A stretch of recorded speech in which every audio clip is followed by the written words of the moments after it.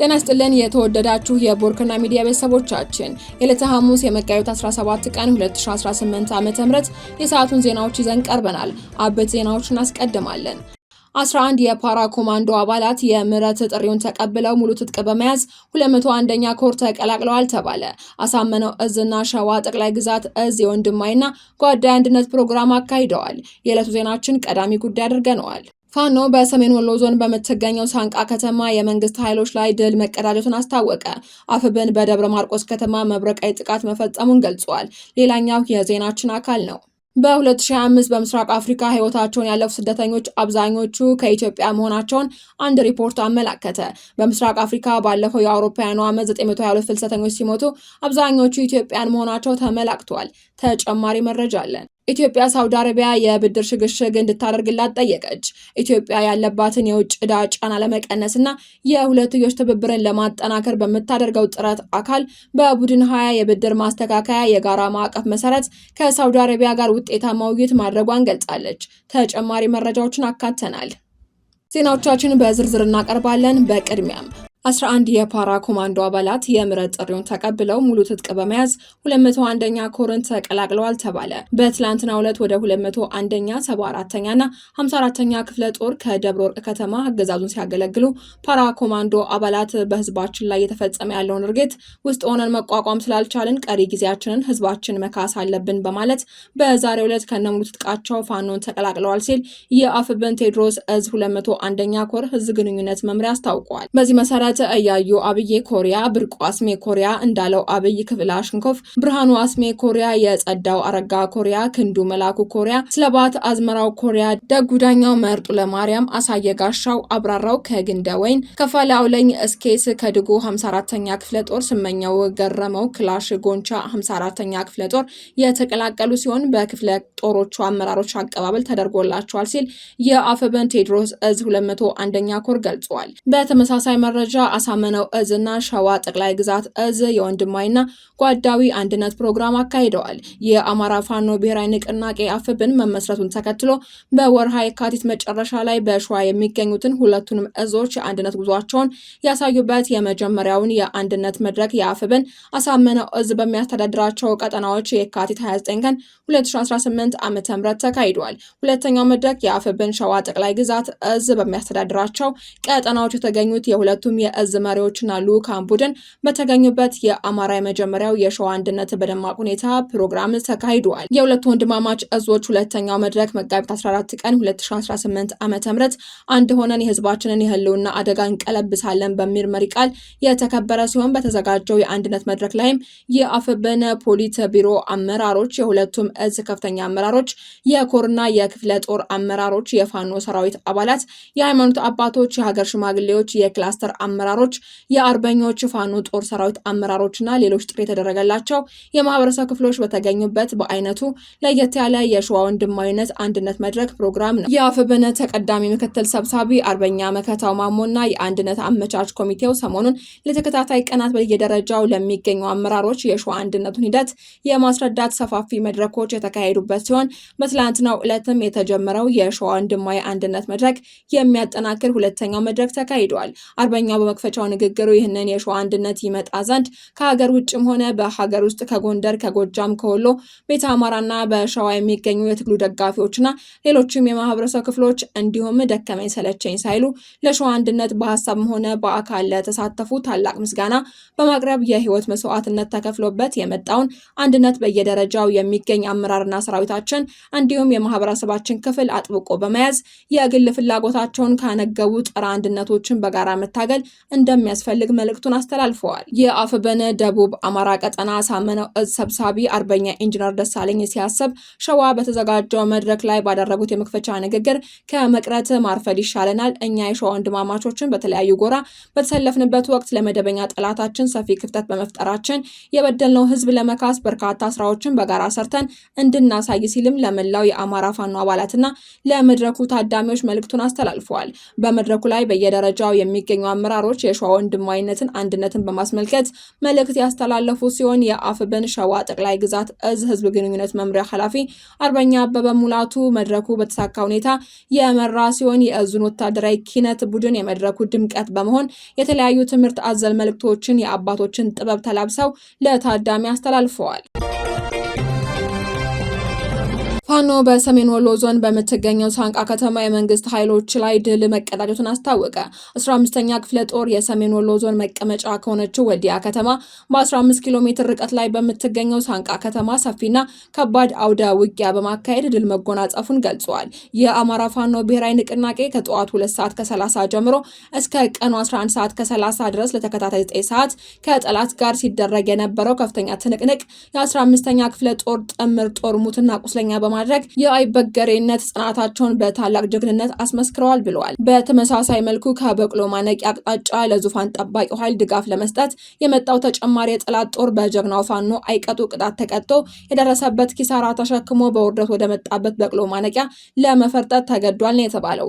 ንቅናቄው ባወጣው መግለጫ በንጹሃን ላይ የተፈጸመው አሰቃቂ ጥቃት የአገዛዙ ሰራዊት በጦር ሜዳ የደረሰበትን ሽንፈት ለማካካስ ሁልጊዜም እንደሚያደርገው የጥቃቱን ሰለባ ያደረገው ንጹሃን ዜጎችን ነው ሲልም ወንጅሏል። ጦርነቱ በነበረበት ቀጠና ሲጓዝ በነበረው አንድ የህዝብ ማመላለሻና አንድ የጭነት መኪናዎች ላይም በከፈተው ሩምታ መኪናዎቹ ተመትተው እንዲቆሙ አድርጓል ሲልም አስታውቋል።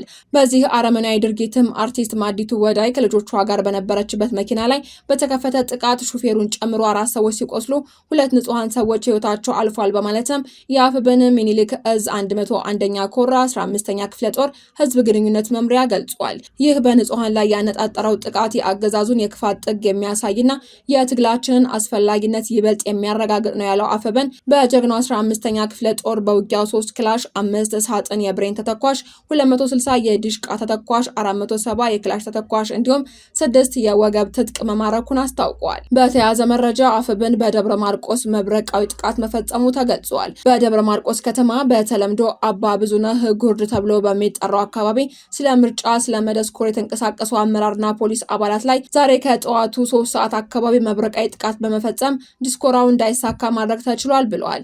የከተማዋ ከንቲባ ማምለጡንና የክፍለ ከተማዋ ሰላምና ደህንነት ኃላፊን ጨምሮ ሌሎች የፖሊስ አባላት ሙትና ቁስለኛ መሆናቸውንም እዙ አስታውቋል። የአማራ ፋኖ ብሔራዊ ንቅናቄ በደብረ ማርቆስ ከተማ ላይ በሰራው ሰርጂካል ኦፕሬሽን ቢያልፈውም መኮንን የአብማ ክፍለ ከተማ ሰላምና መረጃ ደህንነት ኃላፊና ስምረት የተባለ ፖሊስ ባልደረባ ላይ እርምጃ ተወስዷል ተብሏል። ቁጥራቸው በውል ያልታወቁ ቁስለኛ ፖሊሶችም ሆስፒታል መግባታቸውን ገልጾ የክላሽንኮቭ መሳሪያ መማረኩንም አስታውቋል።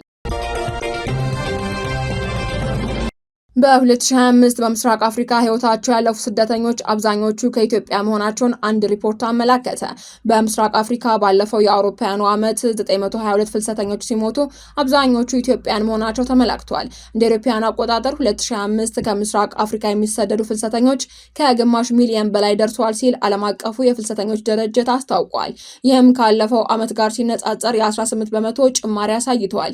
ከነዚህም ውስጥ 97 በመቶ የሚሆኑት የኢትዮጵያ ዜግነት ያላቸው ናቸው ነው የተባለው። በአመቱ የሟቾች አሃዝ ደግሞ 992 የደረሰ ሲሆን አብዛኞቹ ኢትዮጵያውያን ናቸው። የ2025 የምስራቅ መስመር ሪፖርት መሰረት በአመቱ ኢትዮጵያን ለቀው የወጡ 224400 መሆናቸውን አመላክቷል። ይህ ቁጥር ከ2024 ጋር ሲመሳከር በ4 በመቶ ቢቀንስም ከ2023 ዓመት ጋር ሲነጻጸር ግን 22 በመቶ አሻቅቧል። ድርጅቱ እንደገለጸው የህፃናት ፍልሰተኞች ቁጥር በከፍተኛ ሁኔታ የጨመረ ሲሆን በ2025 ከኢትዮጵያ የወጡ ህፃናት ቁጥርም ከ2024 ጋር ሲነጻጸር 18 በመቶ በመጨመር 14500 ገደማ ደርሷል ብለዋል።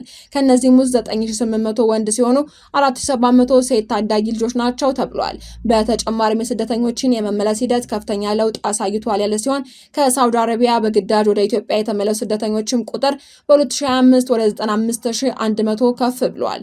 ይህ እንደ አውሮፓውያን አቆጣጠር ከ2017 ጀምሮ በሳውዲ አረቢያ እየተካሄደ ካለው የስደተኞች መመለስ ዘመቻ ወዲህ አጠቃላይ የተመላሾችን ቁጥር ወደ 750400 እንዳደረሰው ተነግሯል። አፋር ከፍተኛውን የተመላሾች ቁጥር ስትይዝ፣ ትግራይ ደግሞ ቀጣዩን ስፍራ ላይ ተቀምጣለች። ተቋሙ በግዳጅ የተመለሱ ህጻናት ቁጥርን በ14 በመቶ ጨምሯል ቢልም በተመሳሳይ በፍላጎት የሚመለሱ ተመላሾች ቁጥር 28 በመቶ ጨምሮ ወደ 20500 ከፍ ብሏል ሲል ገልጿል። ለዚህም እንደ ምክንያትነት ያነሳው በየመን ተባብሶ የቀጠለው ሰብአዊ ቀውስና አለመረጋጋት ነው ተብሏል። በምስራቅ ባለው የጉዞ መስመር ላይም የሚጓዙ በሚጓዙ ስደተኞች ላይ እየደረሰ ያለው ችግር ከፍተኛ መሆኑን ጠቁሞ የሞትና የመጥፋት አሃዞችም እጅግ አሻቅቧል ነው የተባለው። በ2025 ብቻ በምስራቅ አፍሪካ መስመር ላይ 922 ፍልሰተኞች መሞታቸውን ወይንም መጥፋታቸውን ተመዝግቧል ያለ ሲሆን ይህም ከ2024 ጋር ሲነጻጸር በእጥፍ ለማደግ ተቃርቧል ነው የተባለው። በሪፖርቱ መሰረት ይህ አሃዝ እንደ አውሮፓውያን አቆጣጠር ከ2014 ጀምሮ የጠፉ ስደተኞችን ፕሮጀክት ሲከታተል ለነበረው ድርጅት እጅግ ከፍተኛ ዓመታዊ ሞት ሲሆን በአጠቃላይ 4368 እንደደረሰም ተመላክቷል። IOM በ2025 በምስራቅ መስመር በሚገኙ ስደተኞች ማገገሚያ ማዕከላት 20800 ሰዎችን መርዳት ያለው ያለ ሲሆን ይህም ከ2024 ጋር ሲነጻጸር 61 በመቶ ጭማሪ አሳይቷል። ተቋሙ በአመቱ ወደ ኢትዮጵያ በፈቃደኝነት ለመመለስ ለጠየቁ 6300 ሰዎችም ድጋፍ ማድረጉን ገልጿል። ተቋሙ የቀጣይ ትንበያውን ያስቀመጠ ሲሆን የኢትዮጵያ ኢኮኖሚ በ2026 እድገት ሊያሳይ ከቻለ የስደት መጠን ሊቀንስ እንደሚችል የጠቀሰ ቢሆንም የዋጋ ንረትና ግሽበት እንዲሁም በኦሮሚያ፣ አማራና ትግራይ ክልሎች ያልተፈቱ ግጭቶች እንዲሁም ሰባተኛው ጠቅላላ ምርጫ የሚካሄድበት ወቅት በመሆኑ ስደት ሊባባስ እንደሚችል አስጠንቅቋል። ተቋሙ በተጨማሪም በጅቡቲና በየመን አካባቢ ያለው የጸጥታ ሁኔታ ለስደተኞች የሚደረገውን ጥበቃ አሳሳቢ አድርጎታል ብሏል። የኢትዮጵያ መንግስት ዓለም አቀፍ የስደተኞች ድርጅት የስደተኞች ሪፖርትን በተመለከተ የሰጠው ማብራሪያ የለም። ኢትዮጵያ በተለይ ከትግራይና አማራ ክልል የሚነሱ ስደተኞችን በክልሎቹ በነበረውና ባለው ጦርነት ሳቢያ ለመፈናቀል ተገደዋል። ኢትዮጵያ ሳውዲ አረቢያ የብድር ሽግሽግ እንድታደርግላት ጠየቀች። ኢትዮጵያ ያለባትን የውጭ ዕዳ ጫና ለመቀነስና የሁለትዮሽ ትብብርን ለማጠናከር በምታደርገው ጥረት አካል በቡድን 20 ወይንም የብድር ማስተካከያ የጋራ ማዕቀፍ መሰረት ከሳውዲ አረቢያ ጋር ውጤታማ ውይይት ማድረጓን ገልጻለች። የገንዘብ ሚኒስትሩ አቶ አህመድ ሺዴ የሳውዲ የልማት ፈንድ ዋና ስራ አስፈጻሚ ከሆኑት ሱልጣን ቢን አብዱራህማን አልማርሻድ ጋር መጋቢት 16 ቀን 2018 ዓ.ም የተወያዩ ሲሆን ውይይቱ በጋራ ማዕቀፍ መሰረት የሁለትዮሽ የብድር ሽግሽግ ስምምነትን ለማጠናከር በሚያስችሉ ጉዳዮች ላይ ያተኮረ ነበር። ሁለቱ ወገኖች በሳውዲ የልማት ፈንድ እየተደገፉ ያሉ ነባር ፕሮጀክቶችን አፈጻጸም ከመገምገም ባለፈ ኢትዮጵያ ለመገንባት ላቀደችው ግዙፍ የአውሮፕላን ማረፊያ ፕሮጀክት የገንዘብ ድጋፍ የሚያገኙባቸው አማራጮችን ተመልክተዋል።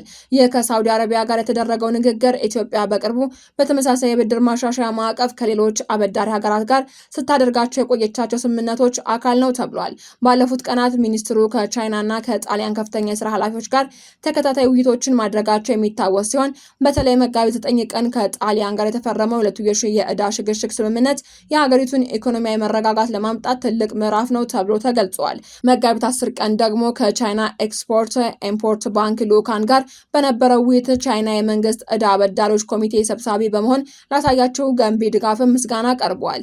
እነዚህ እርምጃዎች ባለፉት የካቲት ወር ከፈረንሳይ ጋር የተደረሰውን የ81.5 ሚሊዮን ዩሮ የፋይናንስ ድጋፍና የብድር ሽግሽግ ስምምነት ተከትሎ የመጡ ናቸው። ይሁን እንጂ እነዚህ አዎንታዊ እርምጃዎችን የታዩት ከግል አበዳሪዎች ጋር ያለው ግንኙነት ውስብስብ በሆነበት በዚህ ወቅት ነው። ባለፈው የካቲት ወር የኢትዮጵያ 1 ቢሊዮን ዶላር ዩሮ ቦንድ የያዙ አበዳሪዎች ቡድን የመንግስት ዕዳ አበዳሪዎች ኮሚቴ ቀደም ብሎ የተደረሰውን የቅድመ ሽግሽግ ስምምነት ተመጣጣኝነት አያሟላም በሚል ውድቅ ማድረጋቸውና የህግ እርምጃ ለመውሰድ ማቀዳቸው ይታወሳል። አድማጮቻችን፣ የሰዓቱ ዜናዎቻችን ተጠናቀዋል። ስለተከታተላችሁ እናመሰግናለን። ሰላም።